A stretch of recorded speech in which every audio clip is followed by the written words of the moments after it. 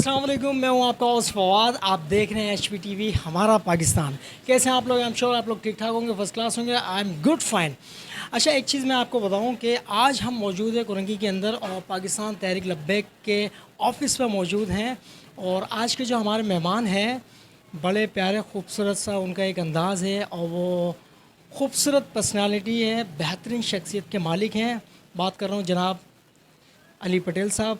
और आज हम उनसे बात करेंगे कुछ सियासत में, कुछ पाकिस्तान के बारे में, आगे पाकिस्तान का फ्यूचर क्या है। अस्सलाम वालेकुम सर। वालेकुम अस्सलाम वरहमतुल्लाहि वबरकातुहू। सबसे पहले बहुत बहुत शुक्रिया, थैंक यू सो मच कि आपने HPTV को हमें टाइम दिया। आपका भी शुक्रिया। अच्छा सर, मैं ये पूछना चाहूँगा कि अभी जो मौजूदा सूरत हाल है पाकिस्तान की सियासत के हवाले से, तो क्या आप देखते हैं कि पाकिस्तान का आगे फ्यूचर क्या है? फ्यूचर तो वैसे बचा नहीं है, लेकिन होगा क्या आगे? क्या होने वाला, मुस्तकबिल क्या है? ताजदारे ख़त्म नबूवत जिंदाबाद जिंदाबाद जिंदाबाद। लब्बैक लब्बैक लब्बैक या रसूल अल्लाह, लब्बैक लब्बैक लब्बैक या रसूल अल्लाह। पाकिस्तान का मतलब क्या? ला इलाहा इल्लल्लाह। दस्तूर रियासत क्या होगा? मुहम्मदुर रसूलुल्लाह सल्लल्लाहु अलैहि वसल्लम। देखिए, अभी जो मौजूदा सूरत हाल है माजी से कोई मुख्तलिफ सूरत हाल नहीं है। माजी में भी यही होता रहा है। जिस तरह अभी सियासी अदम इस्तेकाम करने के लिए, पैदा करने के लिए जो साजिशें होती हैं अंदरूनी बैरूनी, तो अभी भी वही सिचुएशन है। अगर आप भुट्टो के दौर को उठा लें और अभी तक भुट्टो साहब के दौर से यही मामला रहा है कि किसी तरीके से हुकूमतों को बनाया जाता है और किस तरीके से हुकूमतों को गिराया जाता है, जिससे मुल्क में जो है सियासी अदम इस्तेकाम पैदा होता है, सियासी स्टेबिलिटी कायम नहीं रहती। और जब सियासी अदम इस्तेकाम मुल्क में कायम रहता है तो मुल्क की मईशत भी डाउन होती है। तो मुल्क को तबाह बर्बाद करने के लिए और उस मुल्क को उरूज ना हो और मुल्क तरक्की ना करे, ये अंदरूनी बैरूनी साजिश कहते हैं। इस मुल्क में अदम इस्तेकाम पैदा करने के लिए साजिशें और ये मामले किए जाते हैं। और अभी भी यही सिचुएशन है। जिस हुकूमत को लेकर आया जाता है उसी हुकूमत को फिर गिराया जाता है, फिर दोबारा उससे पहले वालों को इस्तेमाल किया जाता है। मतलब सियासतदान जो है इस वक्त खिलौना है गैर सियासी लोगों का, आसान लफ्ज़ों में। तो जब जिसकी ज़रूरत पड़ती है उनको इस्तेमाल किया जाता है सियासत में लाके, जब ज़रूरत पड़ जाती है उनको हटा के दोबारा दूसरों को लाए। तो ये भी सिचुएशन इस वक्त मौजूदा सूरत हाल यही है। अच्छा सर, एक टाइम था जब तहरीक PTI के जो इमरान खान साहब हैं हुकूमत में थे, वज़ीर आज़म थे, तो उन्होंने जो तहरीक लब्बैक के साथ किया और इस वक्त जो उनके साथ हो रहा है, तो क्या क्या कहेंगे इस बारे में आप? देखिए, इस बारे में तो हमारे क़िबला अमीरुल मुजाहिदीन बाबा जी हुज़ूर रहमतुल्लाह अलैह फरमा के जा चुके हैं। उन्होंने पहले ही फरमा दिया था सदा बादशाही मेरे रब की है। तो शायद इमरान खान नियाज़ी साहब समझे थे कि बस अब जो है ना मेरी हुकूमत आ गई है और मुझे ये लोग लेकर आ गए हैं, ठीक है, और मैं इनका लाडला बन गया हूँ, तो अब मुझे ता क़यामत लाडला रहना है। तो ऐसा नहीं है। देखें, सदा बादशाही बाबा जी ने अपनी आखिरी तकरीर में फरमाया था मेरे रब की है, ये हुकूमत तो आने जाने वाली है। और यही हुआ कि इसने जो जुल्म और ज़ियादती हमारे साथ की थी, ये तो दुनिया में इनके साथ ये मामला हो रहा है जो हो रहा है। आखिरत में जो है वो तो अलग है। अब देखिए किस तरीके से आज कहा जा रहा है कि भाई C क्लास है, जेल में रखा गया है, A क्लास फराहम किया जाए। तो आप वो वक्त याद रखो क़िबला बाबा जी हुज़ूर ने फरमाया था कि जेल में बाबा जी को जो है लाल बैग भी थे और गीले कंबल दे दिए जाते थे बाबा जी को। और बाबा जी ने फरमाया कि मुझे जो है ना व्हील चेयर। आप ये देखो, इमरान खान कहाँ और वक्त का इमाम और शेखुल हदीस कहाँ। इस तरीके से बाबा जी को 6 माह जेल में रखा गया।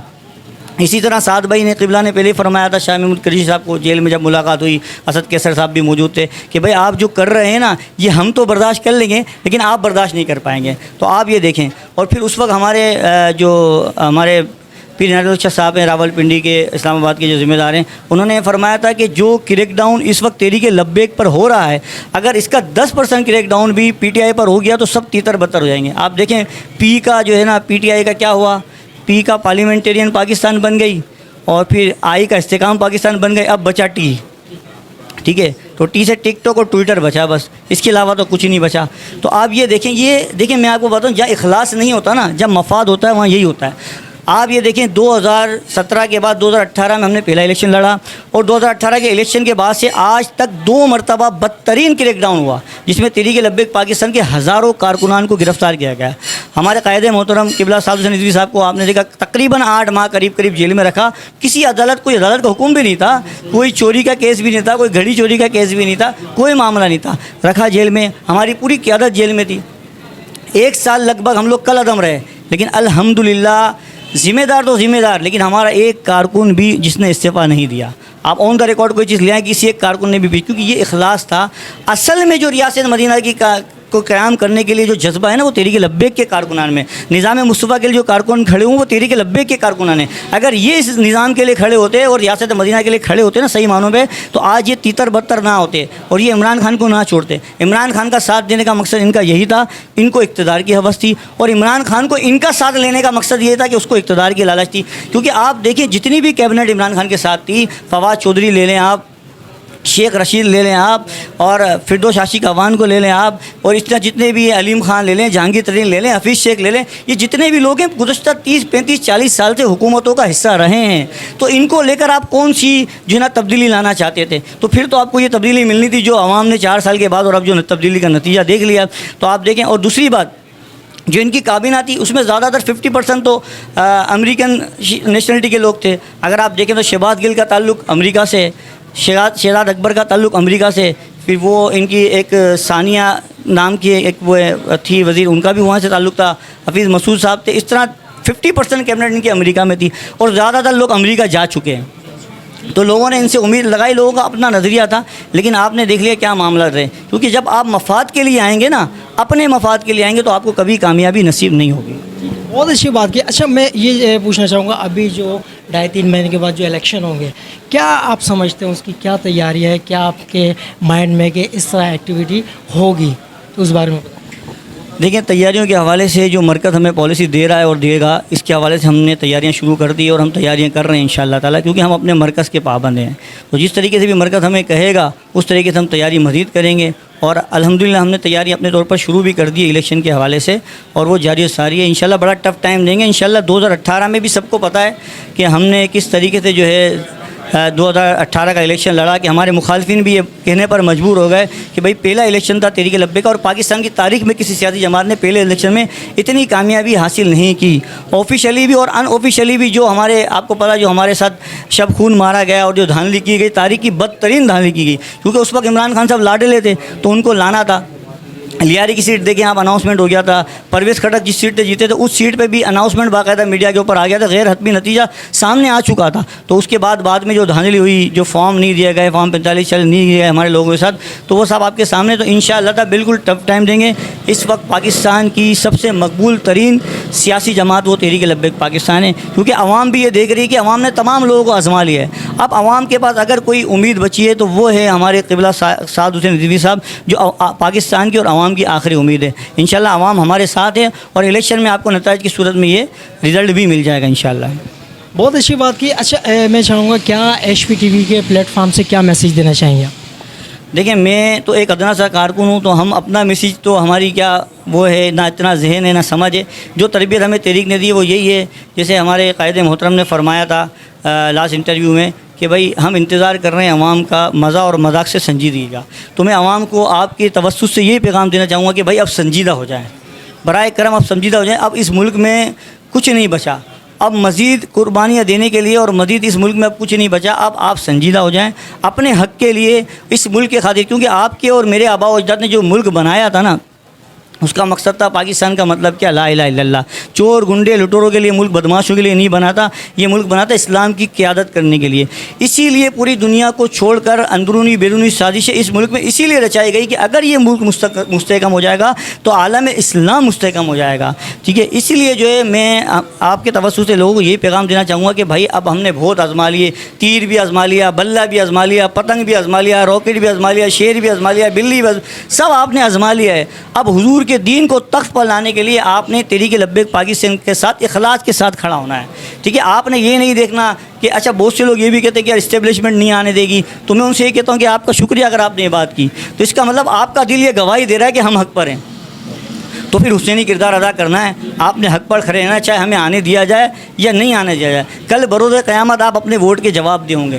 امام حسین نے یزید کے سامنے بیعت اسی لیے نہیں کی، ان کو پتہ تھا یزید فاسق ہے، فاجر ہے، زانی ہے، شرابی ہے، اس لیے ان کی بیعت نہیں کی. آج کے دور میں ووٹ کا نظام ہے، تو کل بروز قیامت آپ نے یہ، ہم بڑے جذبے کے ساتھ محرم میں کھچڑی کی نیاز کرتے ہیں، امام حسین کی یاد مناتے ہیں. اصل میں جو امام حسین کی جو مشن تھا، وہ ویژن تھا، وہ یہی تھا کہ ظالم کے خلاف آپ نے کھڑا ہونا ہے، ظالم کی کبھی حمایت نہیں کرنی. تو عوام سے میں یہی پیغام دوں گا کہ بس اب بہت ہو گیا، اب کسی کو آزمانے کی ضرورت نہیں ہے. ہم نے آپ نے ہمارے آبا و اجداد نے بھی ہم 77-78 سال سے ملک میں دیکھ رہے ہیں کوئی ایسی سیاسی جماعت نہیں جس کو آپ اقتدار کے ایوانوں تک نہیں پہنچایا, آپ نے اسمبلی تک نہیں پہنچایا ہو. کسی نے بھی عوام کے مفاد کے لیے, کسی نے بھی پاکستان کے مفاد کے لیے, کسی نے بھی اسلام کے مفادات کے لیے کام نہیں کیا. اپنی سیاست کے لیے اور اپنے مفاد کے لیے کام کیا, اپنے اقتدار کی ہوس کے لیے انہوں نے کام کیا. جو بھی سیاسی معاملہ کیا, اب آپ دیکھیں جیسے ہی معاملہ ہوتا ہے کوئی ایک حکومت آتی ہے تو دوسری سیاسی جماعت کے خلاف انتقامی کارروائیاں شروع ہو جاتی ہیں. جب ان کی حکومت جاتی ہے تو تیسری انتقام, یہ کیا, یہ مفادات کی جنگ ہے. اس کو ہم سیاست نہیں کہتے. اچھا بہت سے لوگ یہ بھی کہتے ہیں کہ یار سیاست کا مذہب سے کوئی تعلق نہیں, یہ ایک نیگیٹیوٹی لوگوں کے ذہن میں. تو اچھا پہلے تو میں لوگوں کو بڑا اس کے خلاف بولتا تھا کہ بھائی ہمارے نبی نے بھی سیاست کی ہے, خلفائے راشدین نے بھی سیاست کی, لیکن میں اب ان کی بات ایک حد تک صحیح ہے. ان کا اگر یہ مطلب ہے کہ جو موجودہ سیاسی نظام ہے تو واقعی میں اس سیاسی نظام کا اسلام سے کوئی تعلق نہیں ہے. کیونکہ امام حسین یزید کے مقابلے میں گئے اسی لیے تھے کہ اس نے اس سیاسی نظام کو جو ہمارے پیارے آقا صلی اللہ علیہ وسلم نے نظام دیا اور اس کا عملی جامہ آپ نے دیکھا خلفائے راشدین کے ادوار میں ملا. حضرت ابو بکر کا دور, حضرت عمر فاروق کا دور, حضرت عثمان غنی کا دور, حضرت علی کرم اللہ وجہ کریم رضوان اللہ تعالیٰ عنہ کے خلفائے راشدین کے جو دور میں جو ایک عملی مظاہرہ ملا سیاست کا, وہ یزید نے اس کی شکل بگاڑ دی. تو امام حسین جو قدم اٹھایا تھا وہ ایسا ہی سیاسی قدم تھا دراصل امام حسین کا کہ اس سیاست کو زندہ کیا جائے جس سیاست کی بنیاد اسلام نے رکھی. تو میں لوگوں سے یہی کہتا ہوں اس سیاست کے لیے, اس سیاست کو لانے کے لیے آپ تحریک لبیک کا ساتھ دیں. ہم سے کہا جاتا ہے, دوسری سیاسی جماعتیں کہتے ہیں بھائی آپ قومی دھارے کی سیاست پہ آؤ. قومی دھارے کی سونگ سی سیاست ہے کہ پیپلز پارٹی والے نون لیگ والوں پہ غداری کے فتوے لگائیں, نون لیگ والے پیپلز پارٹی والوں پہ غداری کے فتوے لگائیں, ایم کیو ایم والے پیپلز پارٹی والوں کو کہیں کہ کراچی کا انہوں نے ستیہ ناش کر دیا, وہ ان کو کہیں کہ یہ دہشت گرد ہیں. لیکن جب دونوں کے مفادات ان لوگوں کے ساتھ ہو تو ساتھ بیٹھ کے حکومت بھی کریں. یہ لوٹ کھسوٹ کی سیاست ہے. اس سیاست کا آپ نے بائیکاٹ کرنا ہے. جب تک آپ اس سیاست کا بائیکاٹ نہیں کریں گے پاکستان میں کبھی بھی استحکام نہیں آ سکتا, پاکستان میں کبھی بھی خوشحالی نہیں ہو سکتی. بہت شکریہ, تھینک یو, بہت اچھا لگا اینڈ آئی ایم شیور کہ آپ لوگوں کو بھی اچھا لگے گا. اور یہ تھے علی پٹیل صاحب. نیکسٹ پروگرام میں ملاقات ہوگی نئے انداز سے نئے مہمان کے ساتھ. تب تک کے لیے اپنے ہوسٹ فواد کو دیجیے اجازت. اللہ حافظ.